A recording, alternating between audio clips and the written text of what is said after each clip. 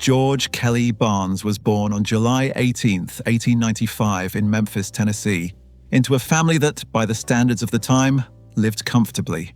There was no record of early violence or delinquency in his childhood, and nothing in his upbringing suggested the direction his life would eventually take. He attended local public schools and grew up in a conventional household where expectations were ordinary and stability was the norm. For years, Kelly moved through life without drawing attention from law enforcement or the press, another young man in a growing southern city. That began to change in 1917 when Kelly enrolled at Mississippi State University to study agriculture. Almost immediately, he struggled. Academic records and faculty accounts described him as a poor student, earning his highest mark, a C+, not for scholarship, but for physical hygiene. He accumulated disciplinary demerits at a steady pace and spent much of his time attempting to work them off rather than advancing in his studies. Professors viewed him as unfocused and unreliable, a student who never found his footing. It was during this period that Kelly met Geneva Ramsey, a young woman who would alter the course of his life. Kelly's attachment to Ramsey was abrupt and decisive. He left school without completing his studies and married her, abandoning the path his family likely expected him to follow. The marriage produced 2 children, and Kelly returned to Memphis determined to support them through legitimate work. He found employment as a cab driver, working long hours for modest pay. The effort did not bring financial security. Bills accumulated, opportunities narrowed, and the pressure of providing for a young family intensified. By his late teens, Kelly was struggling to maintain steady employment and maintain his marriage. The strain proved unsustainable. Kelly separated from Geneva, drifted away from regular work, and began spending time with small-time criminals operating on the fringes of Memphis. It was here, in back rooms and quiet exchanges, that he was introduced to bootlegging. The illegal alcohol trade offered fast money and a sense of control that legitimate work had not provided. For Kelly, the transition did not happen all at once, but by the end of the decade, the direction was set. The orderly life he had been born into was already slipping behind him, replaced by choices that would steadily close off any return. By the mid-1920s, Kelly's name had become familiar to law enforcement in and around Memphis. Arrests tied to illegal alcohol trafficking followed him with regularity, each one narrowing his options. Prohibition had turned bootlegging into a crowded and competitive business, and Kelly's continued presence in the city made him increasingly visible. To protect what remained of his family's reputation and to put distance between himself and local police, he made a calculated decision to leave Memphis altogether. Kelly headed west and began using the name George R. Kelly. The change was practical rather than symbolic. It allowed him to move more freely across state lines and blend into new criminal circles without the weight of his growing record. He continued bootlegging, working independently and with other operators, transporting liquor through Oklahoma, Texas, and neighboring states. The work was more ambitious than what he had done in Memphis, and it brought him into contact with more seasoned criminals. Along with the money came heightened risk, and Kelly's encounters with law enforcement did not stop. In 1928, his luck ran out in Oklahoma. Kelly was arrested in Tulsa for smuggling liquor onto an Indian reservation, a federal offense that carried serious consequences. This time, there would be no quick release or small fine. He was convicted and sentenced to 3 years at the United States Penitentiary at Leavenworth, Kansas, beginning on February 11, 1928. Prison records later described him as a model inmate, disciplined and compliant, a man who caused little trouble behind bars. Kelly was released early, but the experience did not pull him back toward legitimate work. Instead, it hardened his resolve and expanded his criminal network. Leavenworth placed him among men with far more experience in organized crime, and he absorbed what he could. When he walked free again, he did so with fewer illusions and a clearer understanding of how far he was willing to go. The alias, the arrests, and the prison sentence marked a turning point. Kelly was no longer drifting into crime. He was committing to it. after his release from Leavenworth, Kelly did not return to Memphis or attempt to rebuild a lawful life. Records indicate he served another sentence soon afterward in the New Mexico State Penitentiary for a similar liquor-related offense, reinforcing a pattern that had already taken hold. By the end of the 1920s, prison had become a recurring feature of his life rather than a deterrent. When he was released again, Kelly gravitated toward Oklahoma City, a growing hub for bootlegging and organized crime during Prohibition. It was there that he encountered Catherine Thorne. She was already known to law enforcement, with a history of arrests for crimes ranging from robbery to prostitution, and she had been married twice before. Her second husband, Charlie Thorne, a bootlegger from Texas, had been found dead under circumstances ruled a suicide by the coroner, though the case drew quiet suspicion at the time. Catherine came from a family familiar with outlaw life, and she understood both the risks and the rewards of crime. Kelly was drawn to her immediately, and the relationship quickly became central to his life. They married in September 1930 in Minneapolis. From the start, the dynamic between them was unequal. Up to that point, Kelly had been a small-time criminal, moving liquor and occasionally crossing paths with the law, but without national attention. Catherine pushed him towards something larger. She encouraged him to embrace violence as a tool, purchased his first Thompson submachine gun, and insisted he practice with it despite his limited interest in weapons. More importantly, she understood image. Catherine actively promoted her husband in criminal circles, spreading stories, distributing spent cartridges as souvenirs, and attaching a nickname that would soon eclipse his real name. Under her influence, George R. Kelly became Machine Gun Kelly. The transformation was deliberate. His crimes grew bolder, his reputation louder, and his name began circulating far beyond the regions where he actually operated. Catherine positioned him as a serious figure in the underworld, a man to be feared and respected, even as much of the image outpaced the reality. By the early 1930s, the persona had taken hold. Kelly was no longer operating in the shadows. He was being shaped into a headline, and the consequences of that attention were closing in. By the early 1930s, George Kelly and Catherine Kelly were fully committed to life in the criminal underground. They moved frequently, operating across Oklahoma, Texas, and parts of the Midwest, following opportunities created by Prohibition. Kelly continued running illegal alcohol, but bootlegging was no longer the sole focus. Small bank robberies and armed thefts began to supplement their income, often involving loose networks of associates rather than a fixed gang. These crimes were not random. They were chosen for access, speed, and the ability to disappear before local law enforcement could coordinate a response. During this period, Catherine's influence became increasingly visible. She was not only encouraging Kelly's participation in armed crime, but actively shaping how he was perceived. She purchased additional weapons, arranged practice sessions, and made certain that stories of his exploits circulated in speakeasies and criminal hangouts. Spent cartridges from Kelly's machine gun were passed around as proof of his supposed ferocity. The nickname Machine Gun Kelly was repeated often enough that it began to replace his real name in both criminal circles and police files. While Kelly's actual criminal record remained modest compared to some of his contemporaries, the reputation grew far beyond the facts. Catherine understood that fear and notoriety could provide protection, drawing hesitation from rivals and attention from potential accomplices. Law enforcement began to take notice as well. By 1933, federal authorities were tracking Kelly as a known armed criminal, and his name appeared on wanted notices that described him as an expert with a machine gun. The image, carefully constructed and aggressively promoted, now carried consequences. The couple lived well during these years, driving expensive cars and wearing jewelry that could not be explained by legitimate income. They moved from city to city, often staying with criminal contacts or renting temporary residences under assumed names.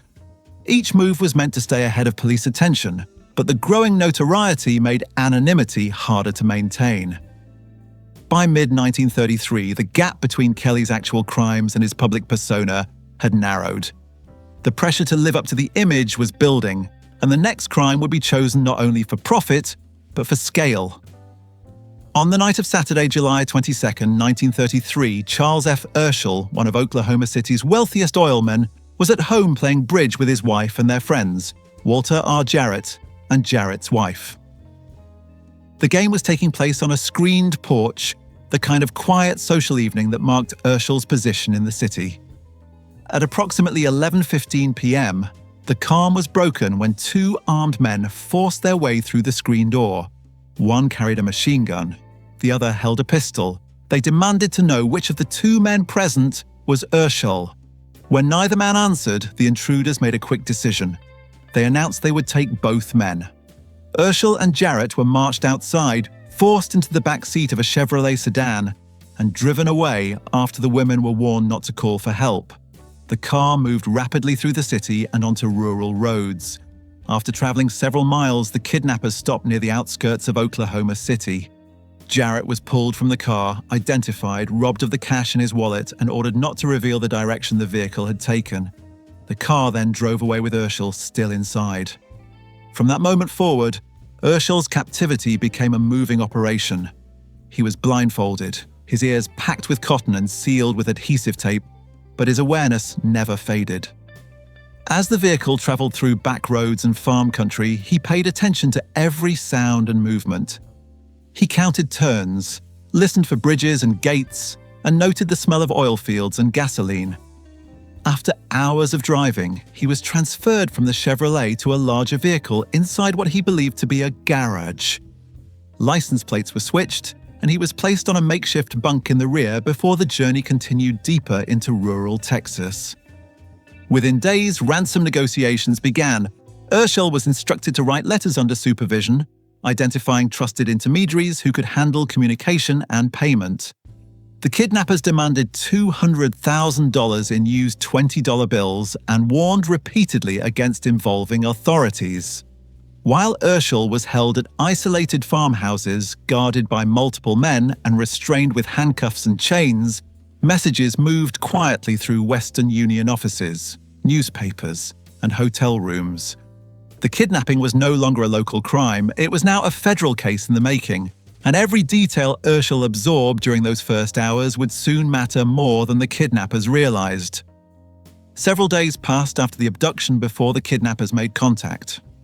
On July 26, 1933, a package arrived through Western Union addressed to J.G. Catlett, a wealthy Tulsa oilman and a close friend of Charles Urschel.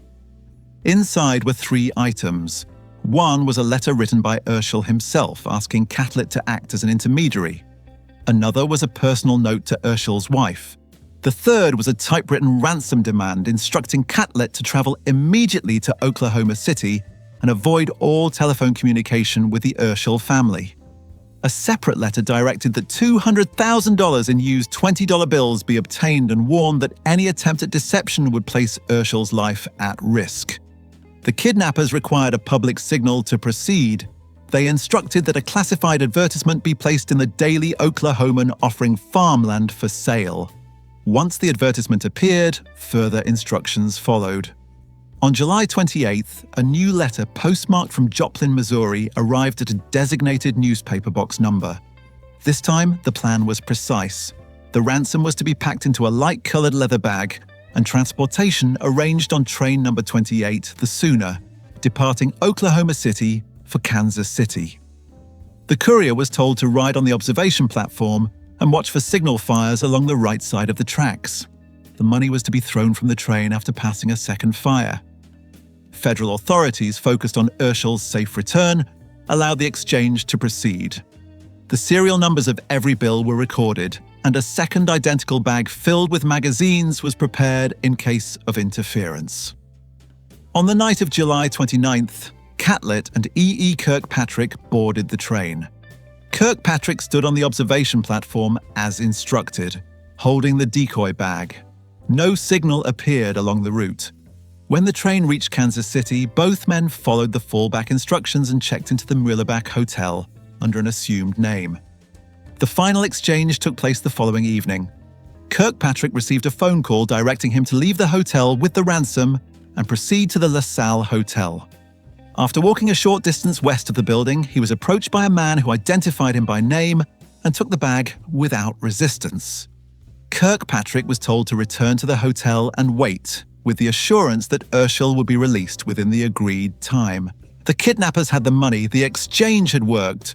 What remained was the return of their hostage and the reckoning that would follow. Charles F. Urschel was released on the evening of July 31st, 1933, near Norman, Oklahoma. He had been held for 9 days.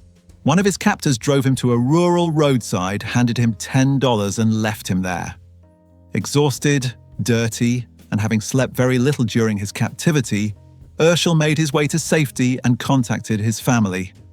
Despite his condition, he was alive and physically unharmed, which was the primary objective of federal authorities throughout the ordeal. Once Urschel had time to recover, he met with federal agents and gave a detailed account of everything he could remember. Although he had been blindfolded for much of his captivity, his observations were unusually precise. He described the routes taken during his transport, the number of gates opened, the texture of roads, and the sequence of stops. He recalled the smell of oil fields, the sound of pumping equipment, and the presence of livestock near the houses where he was held. He remembered the creak of a well pulley, the taste of mineral-heavy water drawn in a tin cup, and the sound of barnyard animals nearby. Urschel also paid attention to time.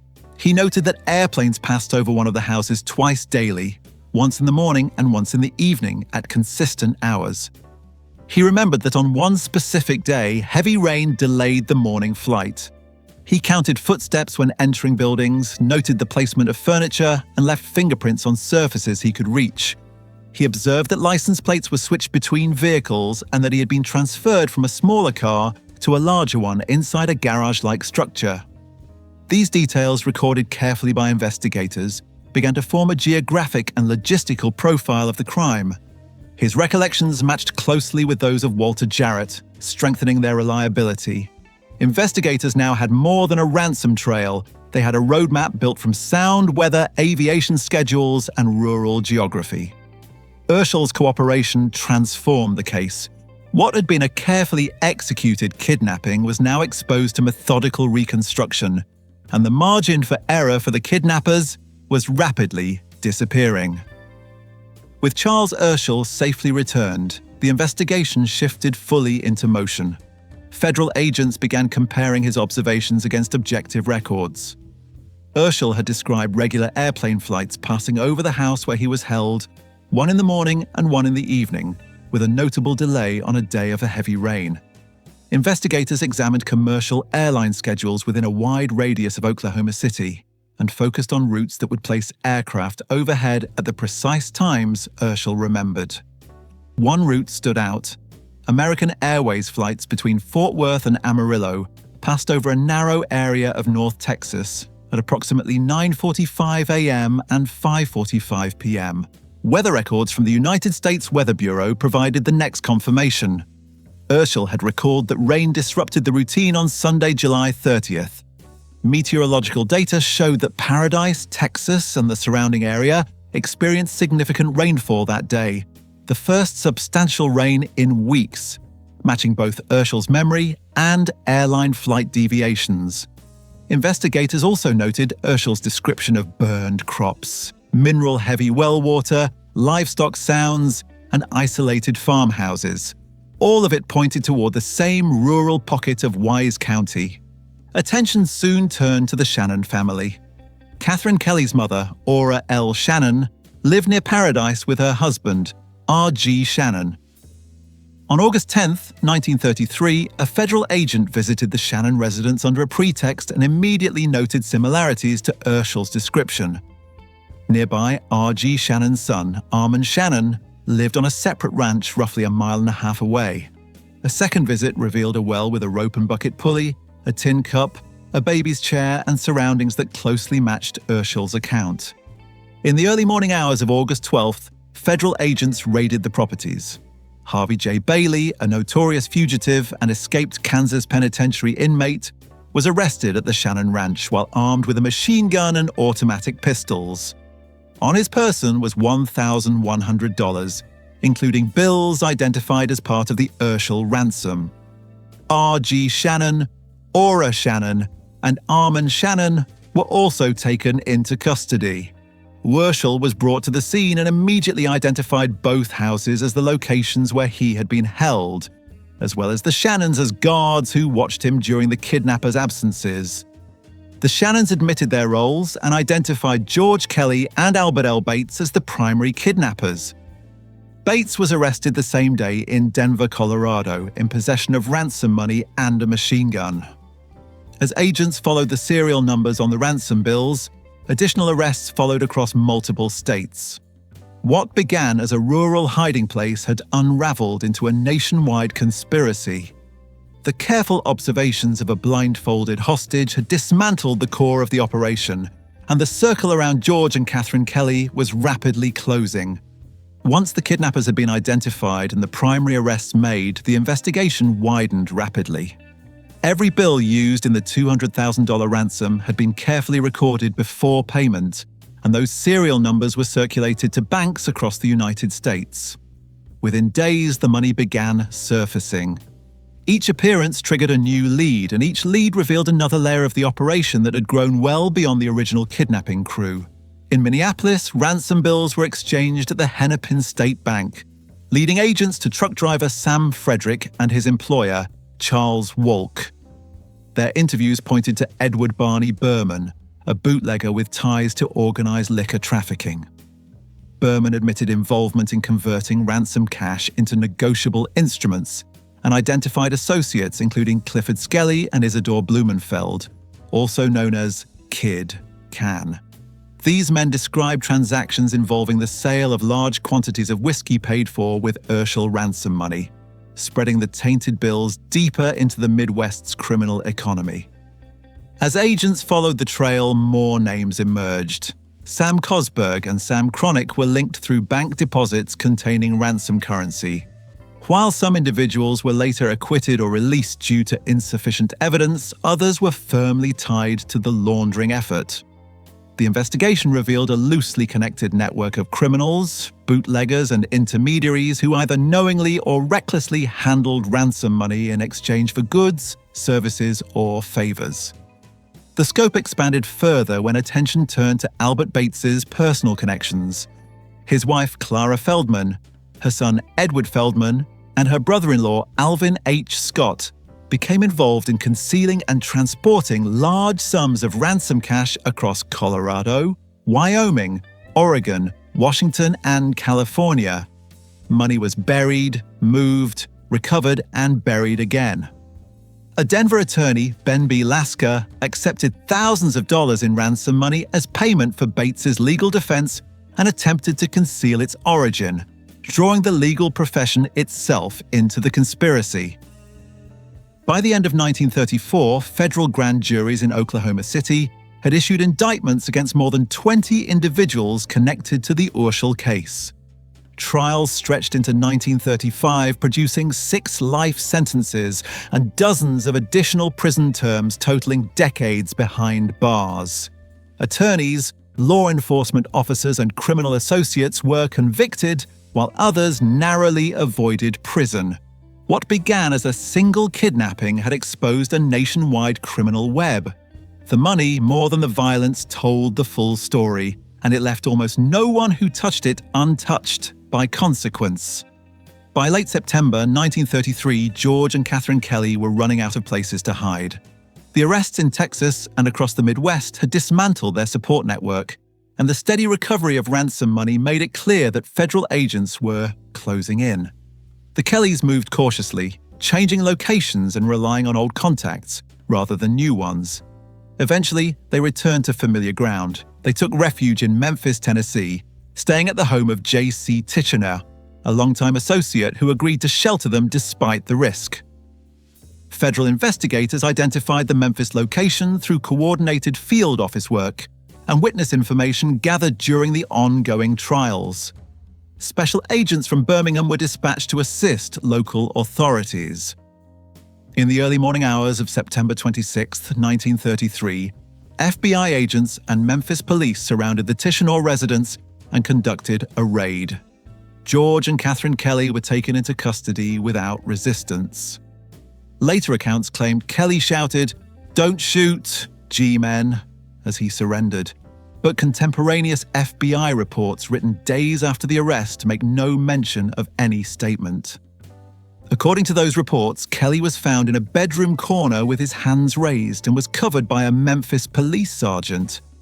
The now famous phrase emerged later through media repetition rather than verified record. The couple was immediately transported to Oklahoma City to face federal charges. Their case fell under the recently enacted Lindbergh kidnapping law, which made interstate kidnapping a federal crime and placed the full weight of the government behind the prosecution. The trial was held at the Post Office Courthouse and Federal Office Building, with Judge Edgar S. Vaught presiding. The proceedings drew national attention, amplified by the scale of the crime and the growing profile of the FBI under J. Edgar Hoover. On October 12, 1933, George Kelly Barnes and Catherine Kelly were convicted of kidnapping Charles F. Urschel and sentenced to life imprisonment. Their convictions marked one of the earliest major successes of the modern FBI and set legal precedents that reshaped how kidnapping cases were handled in the United States. For the Kellys, the verdict ended years of flight and ambition. The image Catherine had helped create now collapsed under the weight of evidence, and the consequences were permanent. George Kelly Barnes entered the federal prison system as a man whose reputation far exceeded his conduct. After his conviction, he was sent to the United States Penitentiary at Leavenworth, Kansas, before being transferred in 1934 to the newly opened federal prison on Alcatraz Island. There, he was assigned inmate number AZ-117. The move was prompted in part by his public boasts and perceived escape risk. Though once inside Alcatraz, Kelly quickly proved to be something other than the monster his nickname suggested. Among fellow inmates, Kelly earned a different name, Pop Gun Kelly. The nickname reflected how little credibility his stories carried behind bars. Prisoners described him as a man who exaggerated his past, telling stories of crimes he had not committed and violence he had never carried out. Compared to hardened inmates serving time for murder and armed robbery, Kelly was viewed as talkative, boastful, and largely harmless. He did not assert dominance, he followed rules. Prison officials considered him a model inmate. Kelly worked various prison jobs, including assignments in the laundry, the prison industry's office, and even assisting in the chapel. His conduct stood in sharp contrast to the image that had helped put him there. He wrote frequent letters, often expressing regret, and repeatedly reached out to Charles Urschel asking for help in seeking leniency. Urschel never replied. Over time, Kelly's bravado faded, replaced by long stretches of routine and isolation. He spent 17 years on Alcatraz before being quietly transferred back to Leavenworth in 1951. George Kelly Barnes died of a heart attack at Leavenworth on July 18, 1954, his 59th birthday. He was buried in Texas with a small headstone bearing the name George B. Kelly. The man once promoted as a fearsome gangster left little behind beyond paperwork and a reputation shaped more by image than fact. Catherine Kelly remained imprisoned after her husband's death. She was released in 1958 and returned to Oklahoma under an assumed name. Unlike the notoriety of her earlier years, her later life passed without attention. She lived quietly, avoided the spotlight, and worked ordinary jobs. Catherine Kelly died in 1985 at the age of 81. The criminal partnership that once drew national headlines ended not in legend but in obscurity, measured by time served rather than power held.